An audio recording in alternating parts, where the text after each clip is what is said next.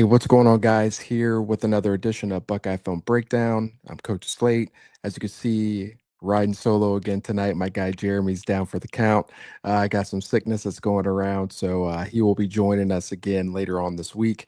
This is your Thursday edition of Buckeye-Film-Breakdown, and we are going to be jumping into our defensive review finally. Obviously, pumped up to talk about the defense. We were going to hit on the linebackers today. I wanted to wait to jump into the defensive line when Jeremy was around because I think that's going to be a really long discussion.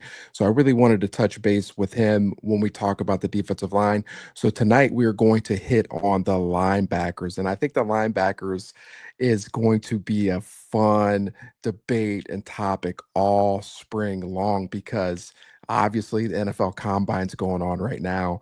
We have two potentially top 15 picks in Sonny Styles and Arvell Reese that we have to replace. That's going to be something that is very difficult for us to do. You look at Arvell Reese and what he came on and was able to do for us at the beginning of the season, and just the athletic freak that he showed that he was in the first like 5 or 6 games really turned him into potentially a top 5 pick, and just the consistency from Sonny Styles, just to consistently be number one, that leader, obviously the Block O recipient, and then he kind of got overlooked and kind of overshadowed as the season went on because Arvell Reese just really came on and just balled out. And so Sonny Styles is just really at the combine this week just really, speaking very well and showing that he is that leader of men. And so it's going to be really hard to replace those guys in the linebacker room because they were just absolute studs. And so what does that look like? You saw the Buckeyes really dive into the transfer portal and go after Christian Alliegro from Wisconsin, 6'5", 245 pounds. Look at a guy who's got the frame to really get bigger, to be in that 250, 255 range. Is he going to be a true inside backer? Is he going to be a defensive end? This is a guy that James Laurinaitis really honed in on to really add to that linebacking room, who has some position versatility. If you take a look at what we have on the screen right now, you can see both Sonny and Arvell standing on the edge. Is this where they kind of see Alliegro really fitting into this Ohio State and Coach Patricia's scheme? Excuse me, I don't really know. But he does have that versatility, he does have that size, he has that athleticism to where he can really fit into those roles. And so I'm excited to get down to spring practice to see where he kind of fits into that role. But nonetheless, you have Alliegro added to that room, a fifth-year senior who's going to be able to fit that athletic mold that I know Coach Patricia likes to have, and that versatility. So it'll be interesting to see how they utilize him. And then obviously you have the young guys coming back, Riley Pettijohn and TJ Alford. Those are two guys that I think obviously coming in, heralded recruits. I think Riley Pettijohn is going to be the guy that we really, really lean on and really have high expectations for, to be a guy to step in and fill in one of those spots, whether it's like that Sonny role or Arvell role, whatever role that is. I think Riley Pettijohn has the athletic traits, the physical ability to really step in and be a guy for us right away. You saw it in flashes last year, but then also saw moments, in the Purdue game, in the Illinois game, where he kind of had some like shaky moments, but he was a freshman. There were some young moments that he had, but Riley Pettijohn is an absolute stud. And so I think this is a guy who's going to be able to step in and really step up. He's a guy that loves being coached by Coach Laurinaitis, and he just loves being a Buckeye. And so I really think Riley Pettijohn is going to be someone who really steps up for us, and he's going to take that next leap. And so I'm excited for him. That is going to be a question mark, obviously, because you just don't know. But I just think the way that he's been working and what we've been hearing around the Woody about how he's been working, I fully expect him to take that next step. The other guy is TJ Alford, right? Coming from Florida, another heralded recruit, athletic. Again, he's got all the athletic traits to be able to be an inside backer, be able to walk down on the edge. He can just do so much. He's a guy that is going to be in that linebacker rotation as well. The younger guys are going to have to play. You know, you got this NIL world where if they don't play, you have to worry about them potentially dipping into the portal. And so I fully expect Riley Pettijohn and TJ Alford to be guys that are on the field on a consistent basis. You also have Garrett Stover. Garrett Stover is a guy quick sidebar. When we were at the coaches clinic, James Laurinaitis gave a fantastic clinic talk on just a lot of the techniques that he teaches that were very relatable and could be translated to what we do in high school and really at any level. And I just love the way that he broke it down.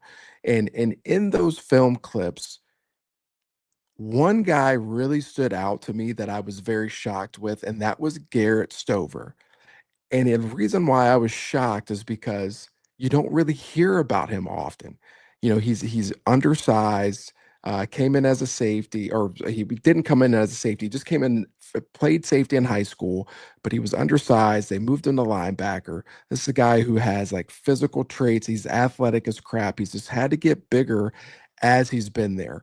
I don't know what his role could be, but I know he's itching for that opportunity. Obviously, he's going to be a special teams guy, but what does that look like for him battling to be in that rotation next year? There were just a lot of clips in those in the clinic talk from practice clips against the first and second group that Coach Laurinaitis showed that Garrett Stover really flashed for me, and I was really surprised to see that. And so that was one thing that I wanted to tell you guys. Like Garrett Stover really flashed when I was watching those clinic clips from Coach Laurinaitis. And so that is a name just to keep an eye on, is continually see how he develops in the spring. Another guy that we have in that room, young guy Eli Lee. You know, it will be interesting to see how he continues to develop. And then we have the young freshman as well, my guy CJ Santa, who I was able to coach at Olentangy High School. This guy is, a physical specimen. He's coming off shoulder surgery, so we'll see how he gets through the spring and how he recovers. But it's a guy who's going to be potentially competing to be on special teams. And then we have Braxton Rimbert, the transfer, not transfer, but the guy we flipped from Wake Forest. And so that's who we're looking at really in the linebacker room, and that is a very young and experienced room. The other guy that we can't forget in that freshman class that I do think is going to be able to play right away, and he's already, and fair or unfair, he's already gaining comparisons or garnering comparisons to Arvell Reese. And maybe it's just because he's a Glenville product. And I wanted to save these guys, last two guys for last, or these guys for last, is Sincere Johnson. All right. Sincere is a monster. We were able to do a 7-on-7 with Glenville this past year, and Sincere was a guy who just commanded the huddle. He commanded the huddle. He commanded the defense. He communicated so well. He was able to articulate what the defense was supposed to be in, whether it was cover three, cover two, whatever Glenville's defensive coordinator was calling. There were a lot of reps of them being in Tampa too, and he was able to drop and be that pole runner on a consistent basis. He was just so athletic and so freaking big. And our guys were just like, wow, like that's a Division I linebacker. And so just to see that in person and see that athletic ability, and obviously since then he had a great senior season, and then he went on to have a great, Under Armour All-American game, and just to be able to do all these different things in the camps. He's just done a really good job of preparing himself for this moment as a freshman at Ohio State.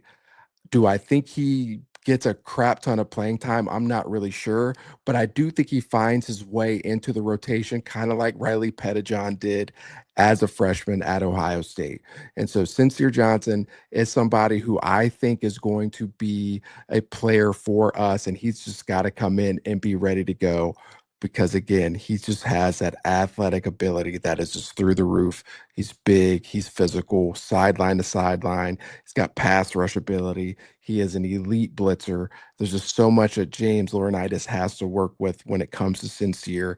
And he's just physically, he just already looks ready as soon as he walked on the campus. And so, Sincere is somebody that I think is going to be ready to go the day he walks on campus. It's just a matter of how soon he will get on the field.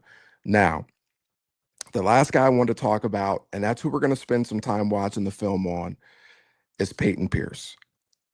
I think Peyton Pierce has potential to be obviously an all Big Ten caliber linebacker. I think Peyton Pierce has potential to be, I don't want to say like the next great Buckeye linebacker, but I think he has potential to be like really freaking good. And the reason why I say that is the mindset that he plays the position with. All right. He is a wrestler. He plays physical. He plays nasty. And people underestimate the athleticism that he has. This is a guy who was a really good wrestler in high school down in the state of Texas. This kid can play. So I have a few clips that I wanted to show everybody of some of the good things that he can do and some of the things that he can work on. I think that he is going to establish himself as one of the top linebackers in the country. That is just me. I'm not being a homer. I just like the things that I see on the film from the time that he played. Now, understand he was brought in specifically in spots where he had to stop the run, and that is where his strength is. And so it would be interesting to see how he does when he has to cover in the pass game consistently. Will he be in on those downs? Will they continue to play to his strengths where he is stopping the run? I don't know. And so that will be interesting to see how that shakes out. But nonetheless, I got a few clips that I would like to show you guys. I think Peyton Pierce has potential to be a guy for us that we are going to be talking about that took the next step forward in the 2026 football season. And I think there were just a few games this year, the Minnesota game, some clips against Michigan. There were just a few spots this year where he really showed that he could be a player for us. So here we go in this first clip. This is against Minnesota. All right. This is one of his better games. Okay. We got both outside backers walked up on the edge. And so we're really trying to get this to where he's kind of covered up. Okay. One thing I like about this play is his contact balance. And this is part of just being a wrestler. All right. First off, you could see him right here in the middle of the field. All right. This is him right here in the middle of the field. Okay. His contact balance to take on the guard. All right, to be able to stay up. Okay. That's the first thing I really like about this. Okay. That's the first thing I really like about this. It's really good contact balance. All right. Number one, he's trying to stay gap sound. Okay. Trying to stay gap sound. He's able to stay up, work off the block, go make the play. All right. This is a better angle. Okay. Actually, this is actually a different play. We'll go back to the first one. Okay. Now, the only thing I didn't like about the first play was that his read steps were, to the right. Okay. I'd like to see him step more downhill. All right. I'd like to see him step more downhill. It would probably help him. He probably wouldn't really have to take on that block. Okay. He probably wouldn't really need to take on that block if he steps more downhill. All right. But nonetheless, he's able to shed this block, get down or get off the block, contact balance, go make the tackle. Okay. Not a bad play at all. Not a bad play at all. And when I say if he takes the steps here, okay, if he takes these steps more downhill right here, he might be able to work right over top and he's able to make that play without having to work to that guard to the right. Okay. He ends up taking this guard on right here, and then he has to bounce off that guard and work flat to go make the play. It is a really good play, but I think if he takes more downhill steps and then works over top, it makes life a lot easier for him against his scheme. Okay. Makes life a lot easier for him, especially against his zone scheme run. But nonetheless, good contact balance goes and makes the play. All right. This next clip gets a pulling guard, does a good job redirecting. These are the things I love seeing from linebackers. Okay. This is what I call counter single. All right. Some teams call this GY counter. All right. I call it counter single or GH counter. Some teams call it. All right. counter single, GY counter, GH counter, whatever you want to call it. All that means is the guard, all right, the guard and the tight end or the Y off are pulling, okay? So we're going to get one that's pulling to kick out, one that's pulling to go up.